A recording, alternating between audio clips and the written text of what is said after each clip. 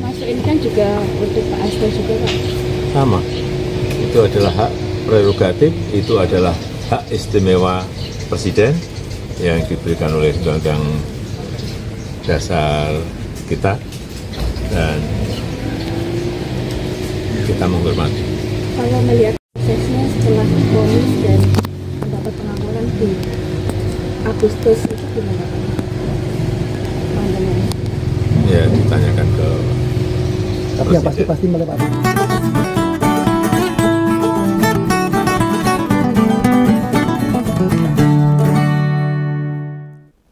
Ini naga-naganya. Jokowi ambil langkah mundur kelihatannya. Merehatkan banyak manuvernya dalam beberapa hari mendatang. Ya, moga-moga terus. Dia akan mengurangi kemunculannya di publik, utamanya terkait isu-isu nasional. Loh, pasca pemberian abolisi pada Pak Tom Lembong dan amnesti ke Mas Hasto, mesti disikapi dengan bijak. Bila dia bereaksi terlalu keras, lo bisa blunder sendiri. Ini menurut pandangan Om Begawan. Gak ada gunanya memaksa, masih pengen jadi perhatian dalam perbincangan politik nasional. Satu langkah telah dimenangkan oleh Prabowo dalam memberikan abolisi dan amnesti kepada Pak Tom Lembong dan Mas Hasto Kristianto. Sederhana saja cara mengukurnya. Siapa sih yang menduga atau memperkirakan kalau Pak Prabowo kemarin itu bakal ngasih abolisi dan amnesti? Gak ada tuh. Tidak ada satupun pihak yang berpikiran ke sana. Begitu kebijakan itu muncul, para pendukung presiden yang berasal dari pendukungnya Jokowi mencak-mencak. Sedang pendukung presiden yang gak suka Jokowi pada bertepuk tangan. Lalu saat dimintai pandangan tentang pemberian abolisi dan amnesti, Jokowi menjawab serba normatif aja. Dia bahkan tak menyertakan opini pribadinya. Kayaknya dia mesti menahan diri di tengah emosi yang lumayan tinggi. Ya, malah bisa menyerang sakit penyakitnya lagi tambah parah kalau tidak segera menahan diri. Tak boleh dikeluarkan sekarang kelihatannya apa yang mau dimainkan ini. Di medsos ada banyak tuh influencer Jokowi pada mencak-mencak omongannya nggak karu-karuan. Banyak teman-teman saya yang dulu berjalan bareng, sekarang sudah pemikirannya sudah kacau. Dia lebih membela kerakusan, membela kebohongan, dan sebagainya. Meskipun banyak teman-teman saya waktu itu banyak yang tiarap, tidak muncul lagi. Dan aku ya ketawa aja. Kalau saya tetap harus konsisten untuk menyuarakan kebenaran, keadilan, lurus dalam menegakkan demokrasi dan mempertahankan konstitusi. Mereka itu seolah-olah merasa paling berhak ngatur Pak Prabowo itu. Para pendukung-pendukung dan penjilat-penjilatnya itu. Baca tuh status Facebook Pepih Nugraha, Iya Subiakto, Supriyanto, Martoswito, kelasnya mongah-mongah kabeh itu. Nggak terima dengan kebijakan Prabowo, Pak Prabowo untuk memberikan amnesti dan abolisi. Untung karakter Jokowi gak selevel sama buaser-buasernya yang ngomong yang karu-karuan itu. Kalau tertawa tanpa nada. Kalau emosi bulat-bulat kayak geni neng rokok. Ditanya tentang respon kebijakan Pak Prabowo, Jokowi hanya menjawab, itu hak prerogatif presiden.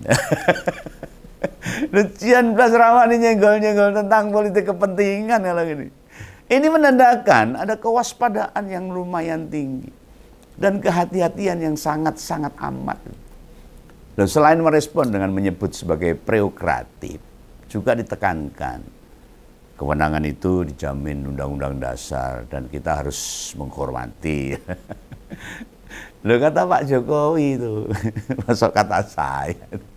Pas didesak jurnalis, apa pandangan atas putusan hakim? Pak Jokowi itu menolaknya.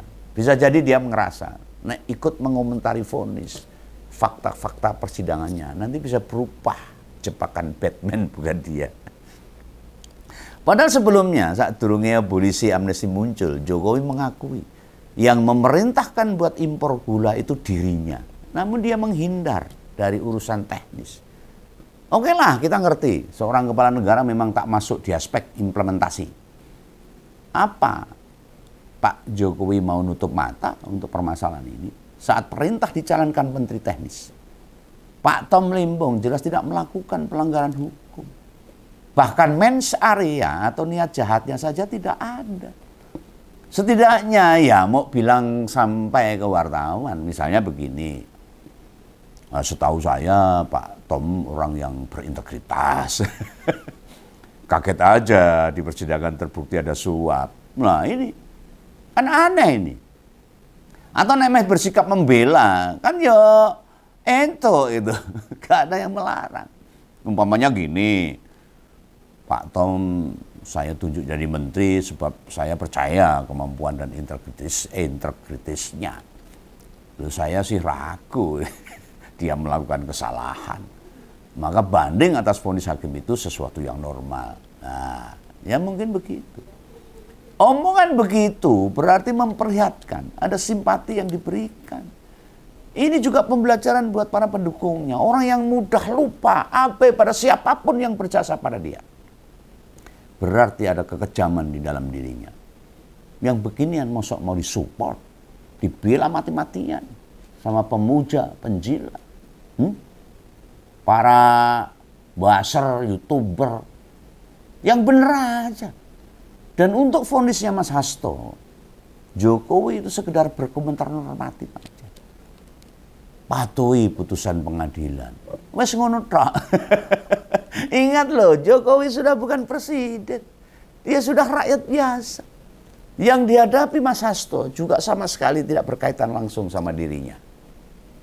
Berkomentar normatif atau bicara yang netral memperlihatkan ketidakpedulian Jokowi atas budi baik yang datang padanya selama ini dari Mas Hasto kepada Jokowi.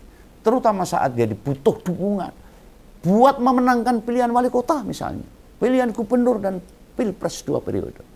Tidak pernah ada di dalam pikirannya untuk membalas kebaikan Mas Hasto. Justru akan menggulingkan. Ada apa ini? Kenapa orang-orang seperti tetap harus kita support? Om Begawan tidak. Om Begawan harus memilih jalan untuk memberikan dukungan kepada keadilan, kebenaran, dan tegaknya demokrasi dan konstitusi ini. Om Begawan kira mungkin sudah banyak yang didadaki tahu, yang diperjuangkan, yang disokong Mas Hasto, utamanya waktu Jokowi mau dan saat menjabat presiden. Termasuk proses kontestasi Gibran sama Bobi untuk menjadi wali kota di Surakarta dan di Medan sana. Waktu maju di pilkada di Solo sama Medan, sekarang kebaikan itu berbalas dengan kejahatan. Kenapa orang-orang tidak melihat permasalahan ini? Hah? Kenapa masih harus disupport dengan cara-cara yang sangat ugal-ugal? Yang kayak ginian, gimana dia dapat kepedulian dari banyak orang? Mestinya anak-anaknya juga malu. Wong Jowo tapi hilang Jowo nih. Bagaimana? Opini publik kemudian tidak menghubung-hubungkan di meja hijaukan Mas Hasto sama Pak Tom Limbong. Bukan bagian kepentingan politik Pak Jokowi itu sendiri. Ini pendapat Om Begawan.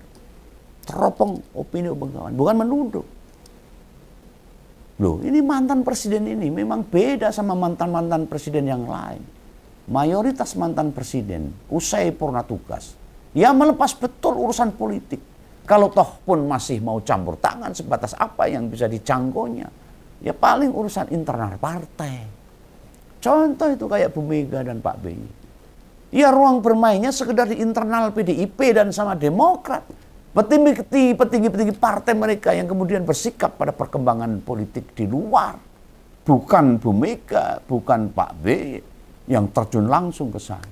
Kecuali dia melakukan pendapat-pendapatnya untuk memberikan dukungan. Lalu para mantan biasanya mencoba tahu diri untuk tidak larut dalam kebijakan kepala daerah yang digantikannya. Mereka menahan diri, membatasi, tidak mencoba turut campur, apalagi sampai menjatuhkan lawan politiknya. Ini jahat banget. Dan atas perkara Mas Hasto maupun Pak Thomas Lembong, jelas menggambarkan ada upaya ngebalas dendam pada para pendukungnya sendiri di masa lampau. Cek saja tuh, apakah pernah ada nuansa balas dendam usai pensiunnya Pak Harto sampai ke Pak BY? Gak ada satupun yang menjatuhkan kawan yang pernah berada di lingkaran dalam waktu mereka berkuasa. Contoh Pak Prabowo dengan Bu Mega. Berapa kali Pak Prabowo dikecewakan dari PDIP untuk tidak dicalonkan.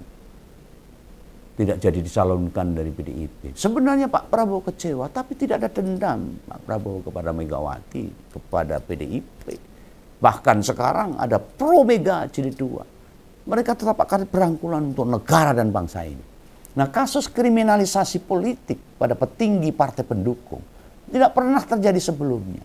Ya baru sekarang ini. Kemudian tahun 2004, kita tahu toh PDIP sangat keras pada kepemimpinan Pak BY. Hingga kemudian partai Bu Mega, yakni PDIP, mendeklarasikan diri sebagai oposisi. Meski begitu, sikap oposan murni PDIP dalam ranah pemerintahan, dalam ruang-ruang konstitusi. Apa pernah Pak BY kemudian mempolitisasi petinggi partai pendukung yang dulu konsisten ngebela Bu Mega?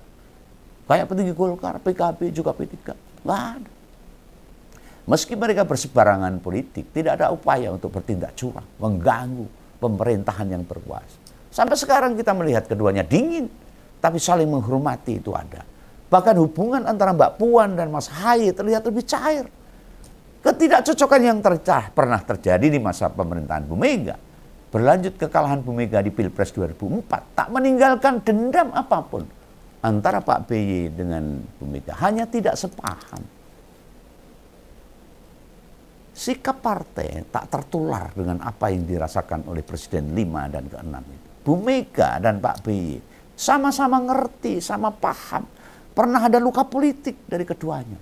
Namun mereka menolak menularkan kebencian, ketidaksukaan, mengabadikan dendam pada para petinggi partai yang lain. Tidak. Tidak pernah sekalipun ada stigma Pak BY pernah mengkhianati Presiden Megawati. Sikapnya sebagai Menko di pemerintahan Bu Mega yang kemudian mengundurkan diri sebagai sikap yang formal. Saat jelang Pilpres 2014, JK yang pernah jadi wapres periode pertama Pak BY, buktinya tetap digandeng demi memenangkan kontestasi. Hal ini menunjukkan apa? Bahwa apa yang sudah berlalu hanya berhenti di pribadi masing-masing. Di periode pertama Jokowi saat Demokrat jadi oposan, PDIP tak mengeluarkan dosa masa lalu SBY. Berupaya menghabisi Demokrat sehabis-habisnya. Tidak pernah ada. Yang banyak di panggungan politik oleh Jokowi masih dalam ranah pemerintahan. Gagalnya pembangunan Wisma Atlet Hambalang itu salah satu contoh loh. Bukti bila serangan ke Demokrat dalam konteks pemerintahan, baik kubu Jokowi maupun SBY sering berkontestasi, memperlihatkan perbandingan keberhasilan pemerintahan dalam berbagai aspek. Pak Jokowi memang kemudian memperlihatkan progres pemerintahan 2004 sampai 2014 dengan kepemimpinannya. Nah, mulai dari soal pertumbuhan ekonomi, penambahan utang negara, pembangunan infrastruktur hasil utang-utangan, pembenahan pos perbatasan, hingga saling klaim kebijakan dana desa di periode kedua. Nah, ketegangan Jokowi SBY makin mengeras, munculnya KLB jelas jadi bukti. Bila Jokowi beneran khawatir AHY bakal menyalip di tikungan dan menutup peluang Gibran mentas di politik nasional. Upaya pengambilan alian Demokrat jelas bisa tak sebut sebagai keinginan Jokowi sendiri. Ini pandangan Umum Kawan loh. Tanpa pelibatan PDIP, mesti pernah dilukai dan masih dingin. Bu Mega tetap tak mau terbawa kepentingan Jokowi secara pribadi. Pengajuan SK pengesahan DPP Demokrat ACK-LP ditolak mentah-mentah oleh Menkumham yang saat itu kader PDIP yang dijabat Pak Yasona Lawli. Model-model inkonstitusional begini jelas bukan karakter seorang negarawan selevel Bu Mega, Mbak Mega. Mbak Mega tetap akan konsisten untuk konstitusi, menjaga demokrasi. Lalu bagi beliau, peperangan itu jelas dilakukan di ruang terbuka dan antar partai politik, terbatas pada ajang kontestasi pemilu dan pilpres. PDIP tidak akan mentolerir menjatuhkan lawan politik melalui pintu belakang, apalagi menusuk dari belakang.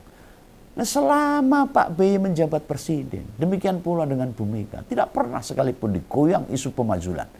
Keduanya tahu kekuasaan mesti direbut di ajang yang sah secara konstitusi. Loh, meski hingga sekarang 21 tahun hubungan dingin itu berlangsung, mereka tetap saling menghormati. Di titik inilah harusnya Jokowi belajar pada kedua seniornya itu. Bu Mega dan Pak B untuk menjadi negarawan yang sejati.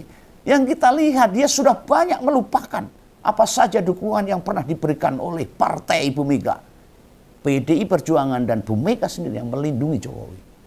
Jokowi mengira apa yang diraihnya selama 20 tahun dan juga jabatan yang disandang anaknya dianggap sebagai kehebatan sendiri. Oh no. Tanpa PDIP tidak pernah ada Jokowi jadi presiden. Manusia itu tempat alpa dan lupa. Bahkan ujian kuasa jauh lebih sering membuat lena dibandingkan ujian kemiskinan atau kesengsaraan.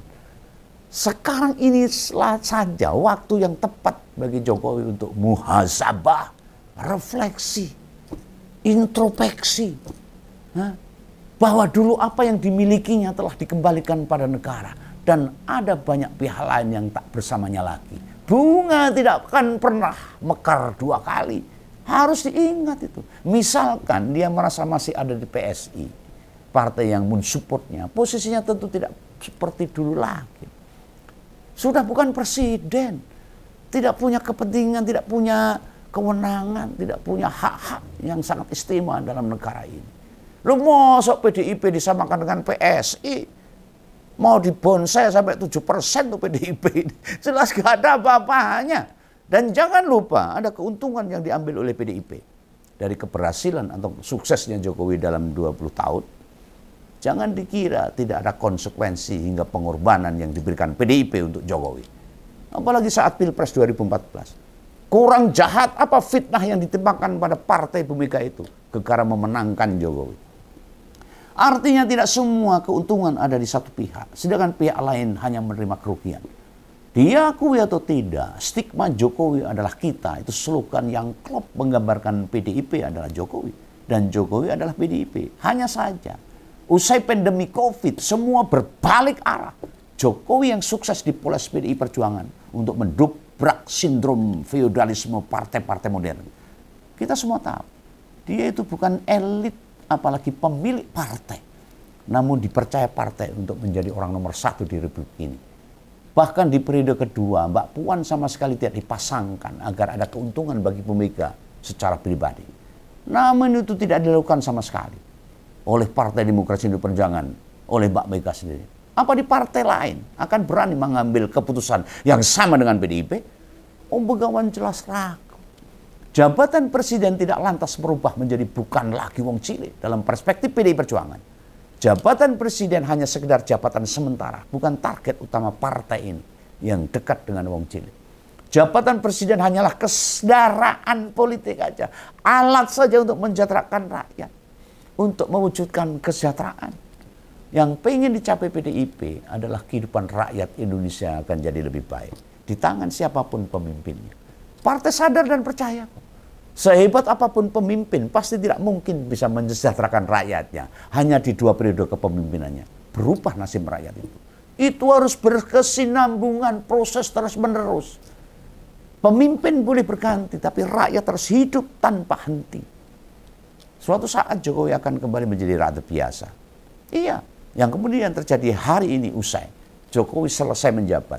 Banyak wong cilik lupa, malah cenderung tidak sadar. Lebih mencintai Jokowi daripada partai yang memperjuangkannya. Aneh. Mereka menganggap tanpa PDIP Perjuangan, Jokowi bisa memperjuangkan wong cilik dengan cara sendiri. Mana?